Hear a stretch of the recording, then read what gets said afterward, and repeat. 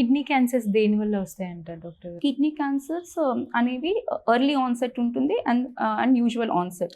Early onset అంటే less than 45 years age. వాళ్ళు యూజువల్గా జెనెటికల్లీ ఏమన్నా ప్రీడిస్పోషన్ ఉన్న వాళ్ళు ఎర్లీ ఆన్సెట్ క్యాన్సర్స్ వస్తారు. జనరల్లీ ఫీమేల్స్ ఉంటారు. Usual onset or late onset అంటే 45 ఇయర్స్ కన్నా ఎక్కువ ఉన్న వాళ్ళు, అంటే 50 to 60 ఇయర్స్ వాళ్ళు వచ్చే కిడ్నీ క్యాన్సర్స్ అవి కామన్గా మనం చూసే క్యాన్సర్స్. ఎవరెవరికి వస్తాయి అంటే ఎక్కువ long term dialysis, more than 10 years dialysis పేషెంట్స్లో రావచ్చు. ఇంకొకటేమో అన్కంట్రోల్డ్ బ్లడ్ ప్రెషర్, బీపీ ఎక్కువ ఉన్న వాళ్ళల్లో. థర్డ్ సెంట్రిపిటల్ ఒబేసిటీ, ఎవరికైతే కొంచెం లావుగా ఉన్న వాళ్ళు, పొట్ట ఎక్కువ ఉన్న వాళ్ళలో వస్తాయి. ఫోర్త్ స్మోకింగ్ చాలా ఇంపార్టెంట్ రిస్క్ ఫ్యాక్టర్. వన్స్ కిడ్నీలో స్టోన్స్ వచ్చాక తక్కువ సైజే ఉంది కదా అని సర్జరీస్కి వెళ్ళారు కదా, అలా వెళ్ళకుండా ఆ స్టోన్స్ కంటిన్యూగా ఒక 3, 4, 5 ఇయర్స్ అలాగే ఉన్నాయి అనుకోండి, దానివల్ల కిడ్నీకి ఏదైనా ఎఫెక్ట్ అవుతుందా? అలానే స్టోన్ లోపల ఉండిపోతే ఇన్ఫెక్షన్ అక్కడ ఉండి ఇన్ఫెక్షన్ అయ్యే ఛాన్సెస్ ఉంటాయి. సో రికరెంట్గా యూరిన్ ఇన్ఫెక్షన్స్ అవుతూ ఉంటాయి. అప్పుడు మనం స్కాన్ చూస్తే కిడ్నీ స్టోన్స్ ఉన్నట్టు తెలుస్తుంది. వన్స్ కిడ్నీలో స్టోన్స్ వచ్చిన తర్వాత అది ఏ పార్ట్స్కి ఎఫెక్ట్ చేస్తుంది డాక్టర్? యూజువల్గా అది urinary tract, bladder, kidney 3 effect అవుతుంది.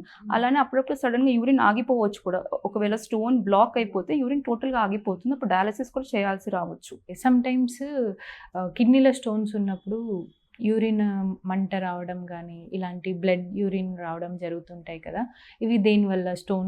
స్టోన్ వల్ల ఒక ఫోకస్ ఆఫ్ ఇన్ఫెక్షన్ అనేది అక్కడ ఉంటుంది. దానివల్ల మనకి యూరినరీ ఇన్ఫెక్షన్ సిమ్టమ్స్ అనేవి వస్తుంటాయి. మూత్రంలో మంట, వామిటింగ్స్, ఫీవర్ ఇవన్నీ వస్తూ ఉంటాయి. కిడ్నీస్ హెల్దీగా ఉండడానికి, కిడ్నీ స్టోన్స్ రాకుండా, కిడ్నీ ప్రాబ్లమ్స్ రాకుండా ఉండడానికి ఒక హెల్దీ డైట్ ఏంటి చెప్తారా? కిడ్నీ స్టోన్స్కి మనం జనరల్గా వాటర్ ఎక్కువ తాగాలండి.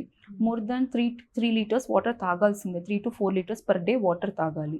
అండ్ సాల్ట్ కంటెంట్ తక్కువ ఉండాలి. లెస్ దాన్ 5 grams సాల్ట్ ఉండాలి. అండ్ థర్డ్, ఎక్కువ షుగరీ ఫుడ్స్ కన్స్యూమ్ చేయకూడదు. Fourth, healthy life style modification డెఫినెట్గా ఉండాలి. అండ్ డైలీ వాకింగ్ అవి చేస్తూ ఉండాలి. ఫిఫ్త్, హై ఆక్సలేట్ ఫుడ్స్ అని అంటారు. సో అవి దేంట్లో ఎక్కువ ఆక్సలేట్ కంటెంట్ ఎక్కువ ఉంటుందంటే ఒకటి టీ, కాఫీ, ఇంకొకటి చాక్లెట్స్, టొమాటోస్, బీట్రూట్స్, అన్నిట్లో కొంచెం ఆక్సలేట్ అనేది ఎక్కువ ఉంటుంది. ఇంకొకటి యూరిక్ యాసిడ్ స్టోన్స్ కూడా ఉంటాయి. అవి ఎక్కువ ఆల్కహాల్ వాళ్ళల్లో ఎక్కువ చూస్తూ ఉంటాము. అండ్ దెన్ ఈ ఫ్రక్టోస్ ఫుడ్స్ కొంచెం తగ్గించాల్సి వస్తుంది. రెడ్ మీట్ అవాయిడ్ చేయాలి. యానిమల్ ప్రోటీన్ అవాయిడ్ చేయడం బెటర్.